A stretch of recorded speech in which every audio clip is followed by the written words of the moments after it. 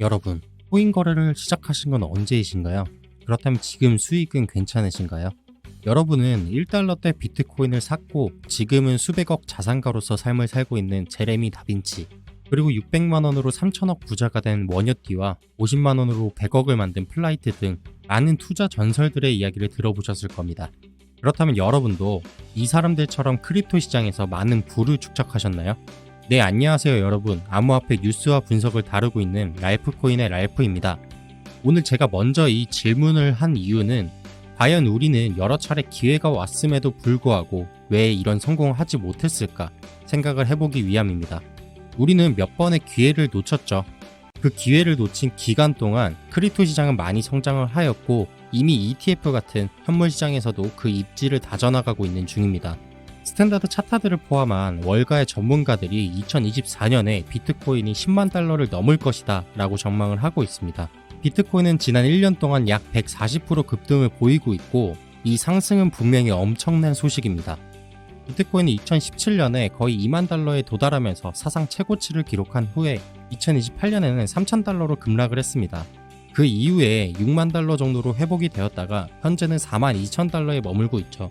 단순하게 월가 전문가들이 분석이 맞다고 치고 비트코인을 우리가 매수를 한다면 우리는 얼마나 많은 수익을 얻을 수 있을까요? 대략적으로 134% 정도의 수익을 얻을 수 있을 겁니다. 과연 이 수익으로 우리는 부자 반열에 올라갈 수 있을까요? 절대 불가능할 겁니다. 현재 자본금이 많으신 분들이야 그 정도 수익으로도 충분할 수 있다라고 생각을 하실 수도 있겠지만 실질적으로 우리가 부자 반열의 첫걸음을 위해서는 약 8억의 종잣돈이 있어야 된다고 합니다.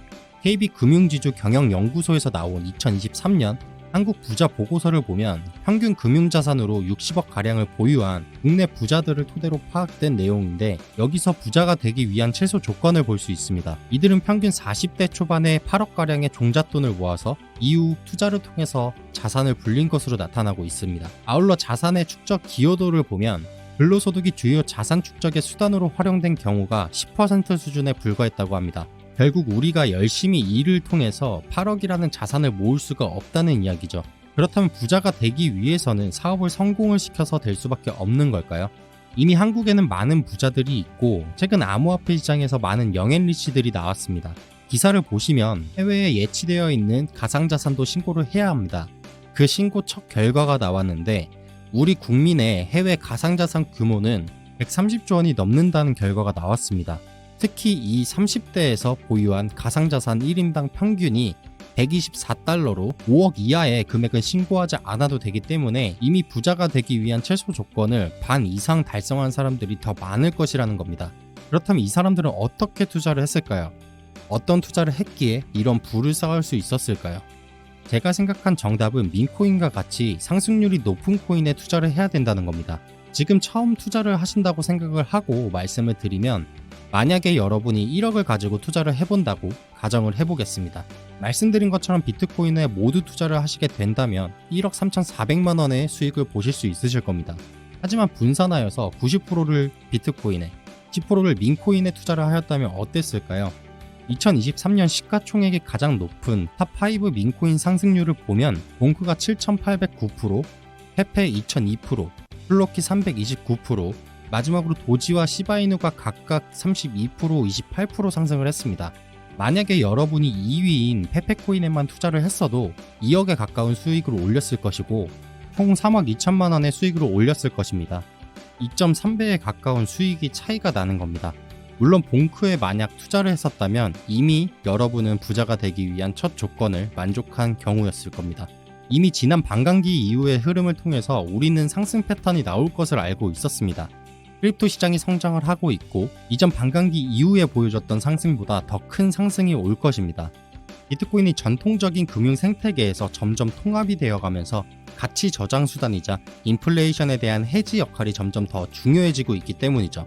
비트코인이 상승하게 되고 정말 10만 달러 이상의 가치가 지니게 된다면 이미 주식시장의 파워를 가지고 있을 겁니다. 이전 상승세를 본다면 비트코인의 상승과 함께 알트코인에서도 큰 상승을 보여줄 것인데 여기서 민코인의 상승력은 더 커질 것입니다. 그래서 저도 민코인으로는 시바이누와 베이비 도지코인을 가지고 있습니다. 시바이누 같은 경우에는 스마트 계약 기능을 운영할 수 있고 최근 코인 소각량에서도 높은 모습을 보여주고 있습니다. 또한 고래 매집 증가를 보이고 있죠. 베이비 도지코인은 하락한 이후 지속적으로 박스권을 돌파를 하고 있고 디플레이션 구조를 가지고 있어서 유통 물량이 감소하게 되면 가치 또한 상승하기 때문에 장기적으로 가치 상승을 지원하는 코인입니다. 또한 인도에서 관심이 증가하고 있기 때문에 소액으로 투자할 만한 가치가 충분한 코인이죠. 오늘은 민코인의 중요한 점을 설명을 드리고 포트에서도 10% 정도, 적어도 10만원에서 100만원 정도는 포함하고 있어야 된다라고 말씀을 드리고 싶어서 더 이상 자세한 설명은 하지 않겠습니다.